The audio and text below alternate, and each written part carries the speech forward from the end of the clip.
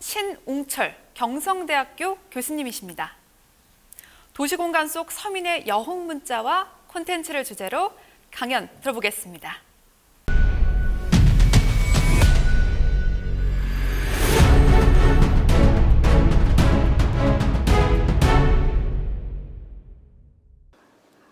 반갑습니다. 경성대학교 한국한자연구소 신웅철이라고 합니다.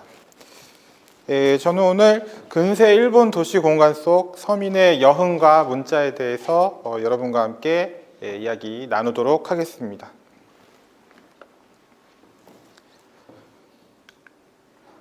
자, 오늘 이야기할 내용을 간단히 요약해서 말씀드리면 먼저 이제 일본의 근세 도시 에도에 대해서 간단히 설명을 드리도록 하겠습니다. 자, 그리고 나서 에도 서민의 타자인식과 자아에 대해서 아와 속이라는 개념을 통해서 간단히 설명을 좀 하고요. 가장 이제 핵심이 되는 에도 서민의 여흥과 문자에 대해서 이야기를 나누겠습니다. 마지막으로 이제 근세에서 찾는 문자의 미래적 가치라는 내용으로 간단한 마무리하고 오늘 마치도록 하겠습니다. 먼저 일본의 근세 도시입니다. 그래서 에도를 중심으로 이야기를 하려고 합니다. 일본의 근세라고 하는 시대가 시대 구분이 언제부터 언제까지냐 하면 1600년부터 1867년까지입니다. 근대 바로 전 시대라고 보시면 되겠습니다. 이 시기 구분은 정확하게는 지금 도쿠가와 이에야스라고 하는 권력자가 세키가 전투에서 승리를 이룸으로써 본격적인 일본의 패권을 거머쥔 것을 기점으로 시작을 합니다. 그래서 1867년에는 정치적 실권이 이 막부에서 조정, 천황으로 이제 이양되는 사건이 벌어집니다. 이 사이에 있었던 이제 중앙 집권적인 일본의 봉건 체제의 시기를 가리켜서 일본의 근세라고 합니다. 특징으로는 이제 평화와 번영의 시대라고 일컬어집니다. 일본뿐만 아니라 세계사적으로 인류의 역사 안에서 전쟁이라는 것이 없었던 시기라는 게 극히 드물죠. 일본 역시 그렇습니다. 이 시대 이전에도 아주 혼돈의 시대였고요. 그리고 이 이후에도 여러 가지로 아주 사회가 복잡하고 혼란스러웠는데 이 근 300년 가까운 시간 동안은 유례없는 평화의 시대였다라고 일컬어지고 있습니다. 외침도 없었고 그리고 밖으로 나가서 침략을 벌이지도 않았습니다. 그러한 평화를 바탕으로 이제 일본에서는 사람들이 이제 번영을 구가할 수 있었던 사회적인 기반이 마련된 시기였다고 볼 수 있습니다. 그래서 교통과 상업이 비약적으로 발달을 하게 된 시기입니다. 자, 근세 일본의 3대 도시를 말씀드리겠습니다. 에도, 오사카, 교토를 3대 도시라고 합니다. 근세뿐만 아니라 오늘날도 일본에서 가장 큰 영향력 있는 도시라고 하면은 이 셋을 가리킵니다. 에도, 오늘날 도쿄라고 하죠. 그래서 도쿄는 정치 도시입니다. 그리고 이제 오사카 도시는 상업 도시, 교토는 생산 도시 겸 종교 도시라고 일컬어집니다. 자, 이 세 도시가 근세라고 하는 시대에 어떤 규모 혹은 어떤 정도의 이제 사이즈였는가 하는 것을 간단하게 좀 살펴보겠습니다. 당시 이제 추정 인구를 보면은 1650년에는 40만이 넘고요. 그리고 에도가 40만이 넘고 오사카가 20만이 넘습니다. 교토도 40만이 넘는 것으로 나옵니다. 이후에 이제 18세기와 19세기를 거쳐서 이제 근세가 끝날 무렵이 되면은 에도는 이미 이제 18세기 초반에 100만이 넘는 아주 커다란 도시가 되고요. 오사카도 조금 성장을 하는데 교토 같은 경우는 좀 저뭅니다. 그래서 그런 추세가 이어지고요. 세계적으로 봤을 때도 100만이 넘는 도시가 출현한다라는 것 자체가 이제 작지 않은 사건이라고 볼 수 있죠. 참고로 이제 19세기 초에 북경이 90만이었고 런던이 86만, 파리가 54만이었습니다. 이것과 비교했을 때도 세계사적으로 에도라고 하는 일본의 한 도시가 갖는 위치를 알 수 있겠습니다. 자, 이어서 보시면은 도시 공간의 구성입니다. 보시면은 이제 기본적으로 일본의 근세 도시라는 것은 계급과 직분에 따라 공간이 분리됩니다. 17세기 중반에 각 도시의 거주 공간 비율을 살펴보면 에도 같은 경우는 이제 무사가 70%의 이렇게 면적을 차지하고 있습니다. 상인 종교가 각각 10%, 기타가 10%가 되는데요. 오사카 같은 경우는 상인들이 60%의 공간을 차지하고 있습니다. 교토 같은 경우는 마찬가지로 상인들이 40%를 차지하고 좀 궁금증을 자아내는 거는 기타가 40%를 차지하는데요. 좀 이제 각 세 도시별로 어떠한 특성을 갖는가 하는 것이 이러한 이제 이제 도시 공간의 구성을 통해서도 읽혀지는 부분이라고 볼 수 있겠습니다. 참고로 에도 같은 경우는 무사의 인구와 절대 인구와 상인의 인구 자체는 큰 차이가 없습니다. 그럼에도 불구하고 무사가 70%의 면적을 차지하고 있고요. 상인들은 그것의 7분의 1밖에 안 되는 공간 안에 다닥다닥 모여서 살았다고 보시면 되겠습니다. 이게 에도 시대 때 18세기 지도입니다. 지금 보시면은 그림 안에서 까맣게 되어 있는 부분을 보시면은 이게 이제 해안가에 있는 저지대죠. 이 지역에 에도의 서민들이 상인들이 모여서 살았다고 보시면 되겠습니다. 오른쪽 위쪽에 보시면 성이 그려져 있죠. 저게 이제 막부의 쇼군이 사는 거처고요. 저 성 중심으로 해서 무사들이 아주 넓은 면적에 살고 있었습니다. 자, 두 번째입니다. 에도 서민의 타자인식과 자아인데요. 아와 속을 중심으로 살펴보겠습니다. 우선은 타자인식과 자아 구축의 단계에 대해서 한번 살펴보면 이제 기본적으로는 외재적인 것을 모방하고 답습을 합니다. 그래서 그것을 통해 내면화를 하게 됩니다. 그렇게 이제 내면화된 것을 통해서 그 안에서 외재적인 것을 타자화하고 차별화하는 과정을 거치게 됩니다. 그것을 통해 내재적인 자아를 구축한다고 볼 수 있습니다. 자, 일본에 있어서 외재적인 것과 내재적인 것 혹은 타자와 자아 어떻게 볼 수 있을까요? 저는 먼저 이제 한과 화 혹은 외라고도 합니다. 일본어로는 똑같이 와라고 하는 발음을 갖는 한자입니다. 한이라고 하는 것은 보시면 외래 문화입니다. 중국과 한반도에서 건너온 외래 문화. 그리고 내면화된 일본 안에서의 내면화된 타자라고 보시면 되겠습니다. 화 혹은 외라고 하는 것은 고유 문화입니다. 외래 문화의 내면화를 거쳐서 구축된 자기 인식이라고 볼 수 있습니다. 또한 열도라고 하는 단절된 지리적 조건을 통해서 그러한 자아인식이 훨씬 더 공고해질 수 있었다라고 보면 되겠습니다. 또한 일본 내부적으로 봤을 때는 서와 동이라고 하는 구분이 있습니다. 이건 근세에 들어와서 훨씬 더 강력해졌다라고 할까 이제 구축되게 된 인식인데요. 서쪽에 교토, 오사카를 중심으로 한 이제 지방이 있습니다. 고대로부터 이어져 온 전통적인 중심 지역입니다. 귀족과 상인의 도시를 중심으로 한 권역이라고 보시면 되겠습니다. 한편 동쪽에 있는 권역은 에도라고 하는 이제 근세에 들어서 신흥 도시로서 이제 발전을 하게 된 권역입니다. 무사의 도시라고 할 수 있겠고요.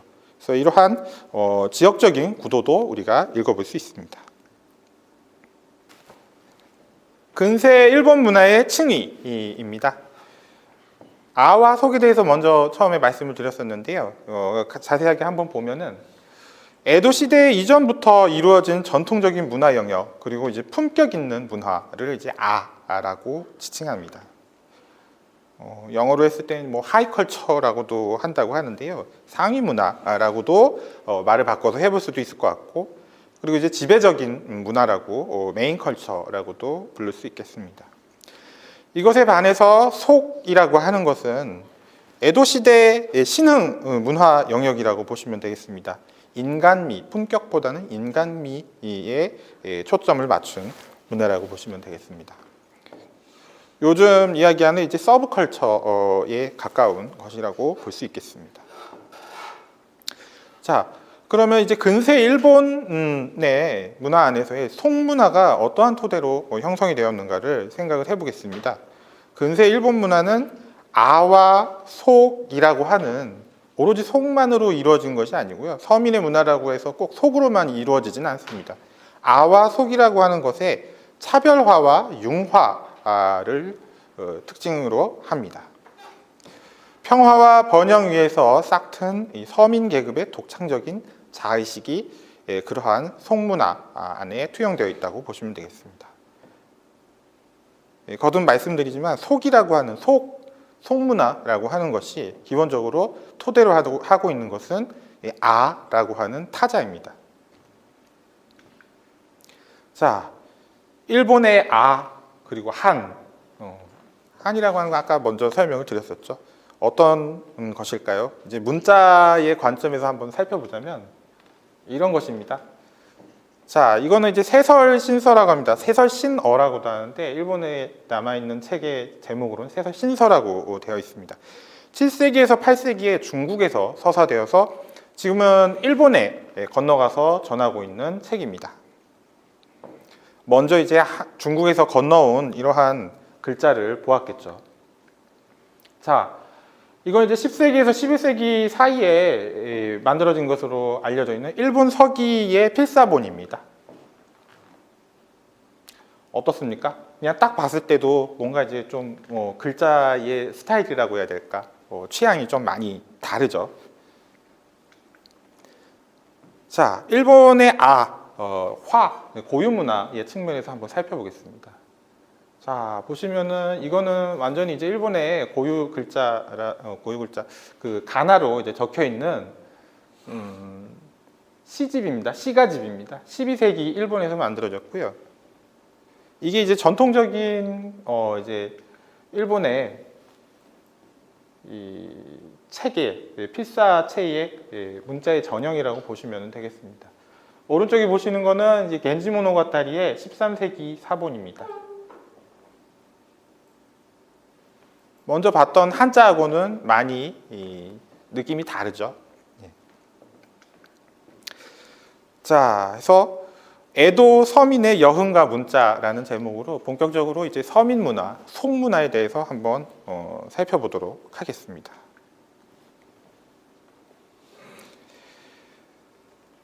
자, 보시면 에도 서민의 여흥 중에서 주요한 것을 한번 제가 추려봤습니다. 엔터테인먼트죠. 가부키라고 하는 것이 있고요. 스모, 그리고 라쿠고, 통속소설 이렇게 네 가지를 들 수 있을 것 같습니다. 통속소설 이외에 이 앞에 이야기했던 세 가지는 지금도 전통 예능 혹은 전통 문화로서 일본에서 널리 지금 행해지고 있는 엔터테인먼트라고 보시면 되겠습니다. 자, 먼저 가부키입니다. 가부키에 대해서 보면은 이 내용은 이제 스펙터클한 무대 연출을 동반한 일종의 활극이라고 보시면 됩니다. 대비되는 아에 해당하는 개념에 대응하는 예능으로는 이 노가쿠라고 하는 것이 있습니다. 줄여서 노라고도 하는데요. 보시면은 왼쪽에 그림을 보시면 아시겠지만은 활극입니다. 가부키는 뭔가 이제 스펙터클하고 아주 동적이고 그렇습니다. 반면에 오른쪽에 제가 지금 보여드리고 있는 노가쿠 아에 해당하는 것 같은 경우는 대단히 정적입니다. 지금 뒤에 악기를 연주하는 사람들도 가만히 앉아서 악기만 두들기고 있고요. 그리고 연기를 하는 사람도 이렇게 몸의 동작을 이렇게 크게 벌인다거나 하는 게 제한적이고요. 기본적으로는 서서 이렇게 팔만 살짝 벌리면서 이렇게 움직이면서 계속 대사를 읊어대는 그런 식의 연극이라고 보시면 되겠습니다. 자, 가부키에서 쓰이는 문자를 가부키 문자라고 합니다. 일본어로 가부키 모지라고 하는데요. 보시면은 어떻습니까? 우리가 흔히 알고 있는 한자의 모습하고는 전형적인 중국에서 온 한자의 모습하고는 좀 다릅니다. 특유의 근세 서민들의 그런 이제 한자에 투영된 미의식을 우리가 한번 살펴볼 수 있습니다. 간판과 안내물, 가부키도 이제 흥행을 해야 되기 때문에 간판이나 안내물에 이러한 서체가 두루 널리 쓰였다고 합니다. 오른쪽에 보시면은 근세 이제 일본인들이 가부키를 즐기기 위해서 이제 극장에 와 있는 그런 모습을 그린 그림인데요. 자, 보시면은 여기 벽에 붙어 있는 글씨, 이 한자로 적혀 있죠. 한자가 섞여서 적혀 있는데 보시면은 가부키 문자라고 하는 서체로 적혀 있는 것을 볼 수 있습니다. 오늘날에도 마찬가지입니다. 현대의 가부키 공연 프로그램을 제가 가지고 온 건데요. 여기에도 보시면은 그렇죠. 가운데 중간에 있는 부분을 보시면 이제 현대 그 폰트로 글꼴로 되어 있는데 아주 중요한 부분은 이 가부키 문자라고 하는 서체로 나타내고 있습니다. 자, 두 번째 스모입니다. 스모라고 하는 것도 이제 스포츠인데 본래는 이제 종교적인 의례에서 시작된 엔터테인먼트라고 합니다. 자, 오늘날도 이렇게 널리 행해지고 있고요. TV에서 시즌이 되면은 중계도 해줍니다. 에도 시대 때 우리도 지금 보시면은 뭐 운동 같은 거 많이들 좋아하시죠? 예. 운동 관전하는 거 많이들 좋아하십니다. 그리고 운동 스타들, 스타 플레이어들 이렇게 열광하죠. 그래서 이렇게 당시에 이제 에도 서민들에게 있어서 스타 플레이어들이라고 할 수 있는 스모 선수들의 모습을 풍채를 이렇게 그림으로 그려놓은 것입니다. 자, 스모에도 독특한 서체가 존재했습니다. 이제 스모 문자라고 합니다. 왼쪽에 보시면은 지금 이제 뭐가 적혀 있는데 이게 뭐냐면요. 선수 순위표, 대진표는 아니고 이제 선수 순위표입니다. 그래서 위로 올라갈수록 서열이 높습니다. 자, 보시면 여기서 보시면 물리적으로도 아주 알기 쉽게 나타나 있다시피 이 서열이 높을수록 이름도 크게 적습니다. 서열이 낮을수록 글씨도 작아지고요, 좁아지고 좀 볼품 없어지죠. 자, 오늘날도 이제 뭐 대진표 같은 데 쓰이기도 하는데요. 보시면은 2020년 올해 나온 이제 스모 선수 인물록입니다.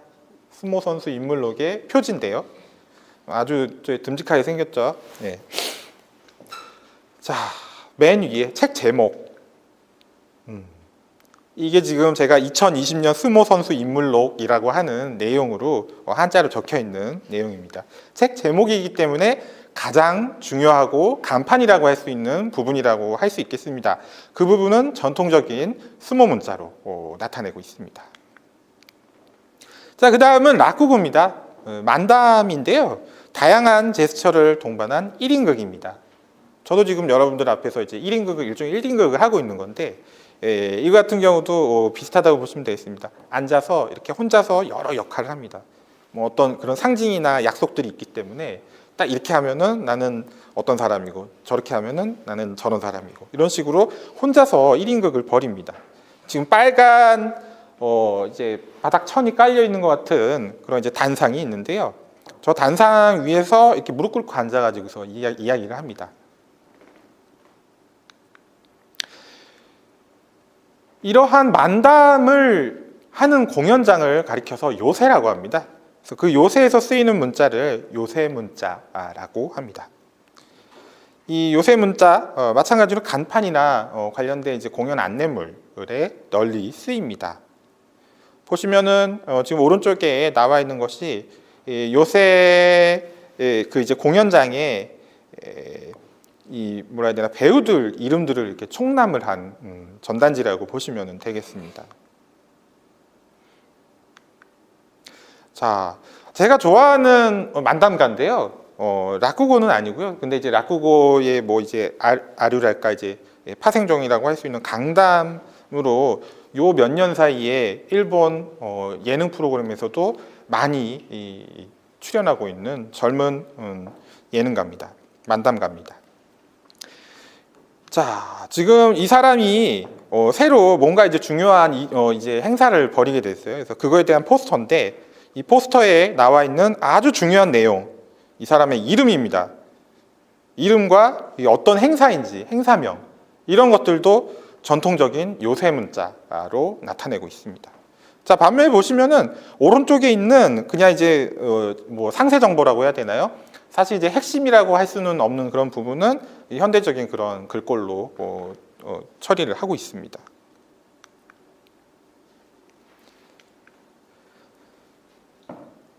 지금까지 설명드린 이 세 가지 유형의 문자들을 다 통칭할 때 이제 에도 문자라고 합니다. 에도 시대에 널리 쓰였던 문자라고 해서 이게 가부키에서 쓰인 문자고요. 이게 스모 문자입니다. 그리고 요새 문자입니다. 어떻습니까? 비슷한 듯 하면서도 많이 다릅니다. 그리고 우리가 알고 있는 한국이나 중국에서 흔히 보는 그런 문자하고도 뭔가 색깔이 다르다는 걸 알 수 있습니다. 뭐 이거 이외에도 다른 것들이 있습니다. 그래서 이제 이 에도 문자라고 하는 것, 일본 문화의 아주 특징적인 그런 이제 서체라고 할 수 있고요. 뭔가 이제 딱 일본 느낌 나는 것이라고 할 수 있겠죠. 자, 에도 문자와 우리의 일상입니다. 제가 이제 있는 경성대 앞에 동양수산이라고 하는 이사카야가 있습니다. 자, 지금 여기 쓰여 있는 글자가 가부키 문자입니다. 그래서 동양수산인데 단순히 이제 한자를 제시한다라고 해서 일본의 느낌을 낼 수는 없죠. 했을 때 뭔가 직감적으로 일본 느낌 나는 뭐가 없을까? 이제 장사하시는 분들이 봤을 때, 마케팅 하시는 분들 관점에서 봤을 때는 바로 이 근세의 가부키 문자라고 하는 것이 일본 느낌 나는 것이라고 직감적으로 이제 알 수 있었던 것 같습니다. 우리가 어느샌가 언제부터 친숙해졌는지도 알 수 없지만은 어느덧 한국인에게도 부지불식간에 이제 친숙하게 다가와 있는 것이 일본 에도 시대의 문자라고 볼 수 있겠습니다. 뭐 외색이다라고 이제 비판적으로 바라볼 수도 있겠지만, 뭐 이국적이라고 하는 관점에서 긍정적으로 해석할 수도 있겠습니다. 어떤 의미에서건 저는 개인적으로는 이러한 식으로 이제 뭔가 우리의 문화 자산이 풍부해진다라고 하는 관점으로 이런 것들을 바라보고 있습니다. 자, 마지막입니다. 통속 소설입니다. 하이 분류 뭐 여러 가지가 있는데요. 보시면은 뭐 소재들이 아주 다양합니다. 육아계 유녀와 손님들이 아주 재미나게 대화를 나누고 행동을 하는 것을 그린 책도 있고요. 그리고 그냥 재미난 이제 뭐 얘기집, 해학적인 내용의 이야기집도 있습니다. 연애 소설도 있고요. 그리고 중국의 백화 소설의 영향을 받은 아주 건선징악적인 내용의 계통의 책들도 있습니다. 그림책도 있습니다. 자, 여흥으로서의 책을 통한 여흥이라는 것이 성립하기 위해서는 어떠한 사회적인 토대가 있어야 될까요? 식자율의 향상이라는 것이 필요하겠습니다. 그리고 인쇄술이 발전을 해야 되겠습니다. 그리고 인쇄를 한 것이 상업적으로 출판될 수 있다라고 하는 것이 필요하겠습니다.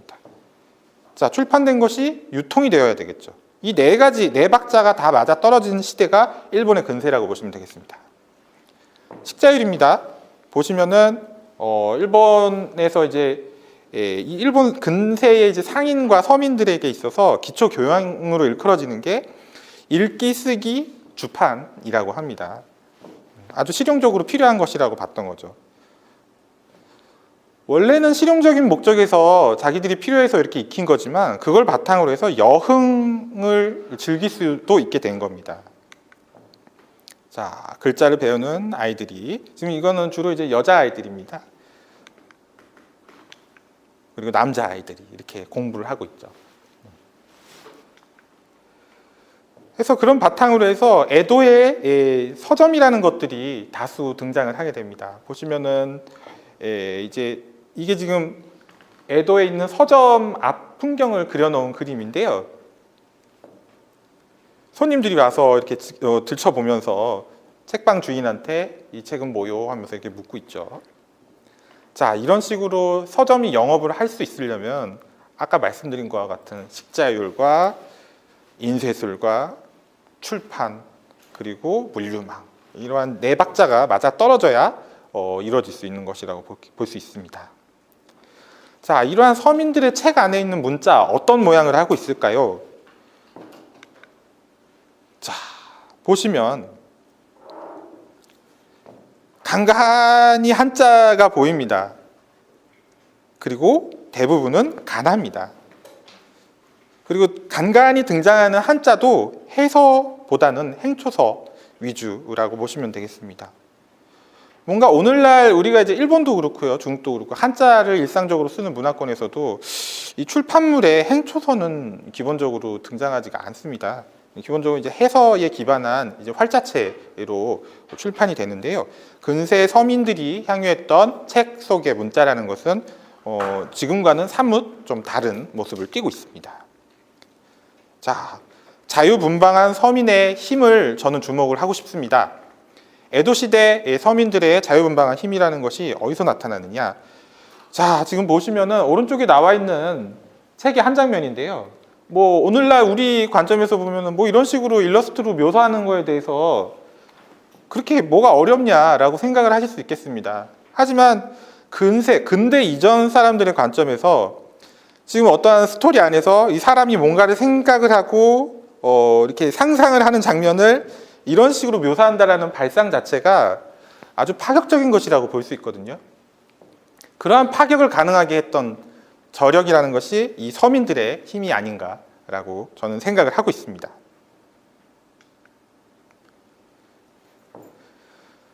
파격을 하기 위해서는 뭔가 격식에 대해서 확실하게 이제 꿰뚫고 있어야 된다라고 많이들 이야기를 합니다. 그 격식이라는 것이 아까 먼저 번에 말씀드린 아라고 저는 생각을 합니다.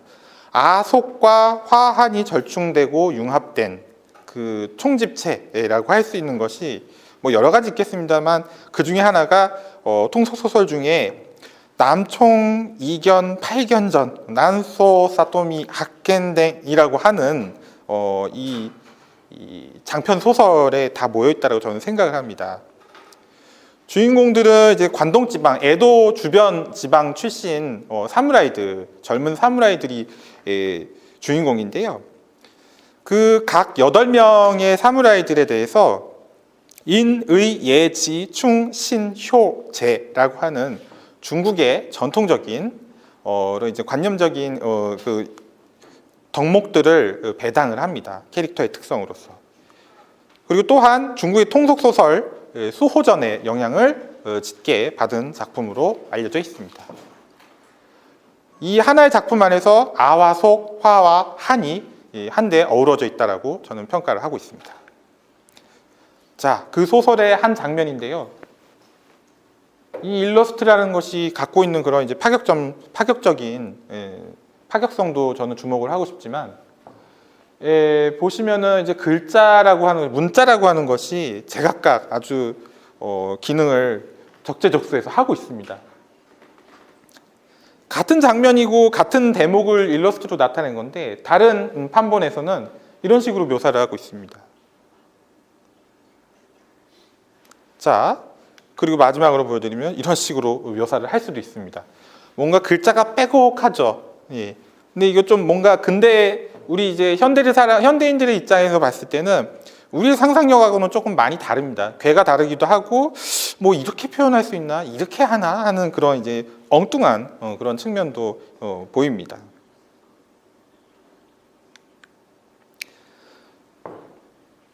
근세에서 찾는 문자의 미래적 가치라고 제가 뭔가 이제 거창하게 달아놨는데요. 그렇습니다. 이제 현대인의 관점에서 뭔가 낯설고 이질적이라고 느껴지는 그런 것이 있습니다. 근세의 문자, 근대의 문자, 똑같은 문자입니다. 한자, 그리고 우리 한글 있고요. 일본도 가나가 있고요. 하지만 그것을 어떤 식으로 향유하고 어떻게 활용했느냐 하는 것이 근세와 근대 사이에는 어떤 차이가 있다고 저는 보고 있습니다. 근세 서민들이 향유했던 문자라는 것은 중층적이고 뭔가 이질성을 갖고 있고 비규범적이고 한 측면을 띠고 있습니다. 한편 근대 국민이 갖고 있는 그들이 향유했던 문자라고 하는 것은 단층적이고 획일적이고 그리고 동질적이고 규범적인 것을 향해 나아갑니다. 제가 드리고자 하는 말씀은 바로 우리가 이런 현대를 살아가는 우리가 이러한 근대 국민이 갖고 있는 기본적인 방향성의 연장선상에 있다라고 하는 인식을 갖고 있기 때문에 이 뭔가 우리가 문자라고 하는 것을 하나의 콘텐츠, 문화적인 자산의 일환으로서 활용하고자 한다면 근세 서민들이 갖고 있었던 그런 자유분방함, 이질적인 모습, 비규범적인 모습에 주목을 해서 바라봐야 되지 않을까라고 생각한다는 점입니다. 자, 그 복잡하고 중층적인 근대 이전의 문자의 활용, 향유, 그것을 이제 현대적인 재해석을 할 수 있는 공간으로서의 박물관. 또한 국민국가의 필요에 의해서 삭제되고 망각된 문자의 다양성을 다시 한번 인식할 수 있게 되는 공간으로서의 박물관. 마지막으로 미래지향적인 자산으로서 문자의 가치를 되새기게 하는 공간으로서의 박물관. 세계문자박물관이 나아갈 방향에 대해서는 앞서 많은 선생님들이 좋은 제언을 해주셨지만 제 관점에서는 역사적으로 봤을 때 이러한 방향성을 제언을 하고 싶습니다. 이상으로 저의 강연을 마치겠습니다. 들어주셔서 감사합니다.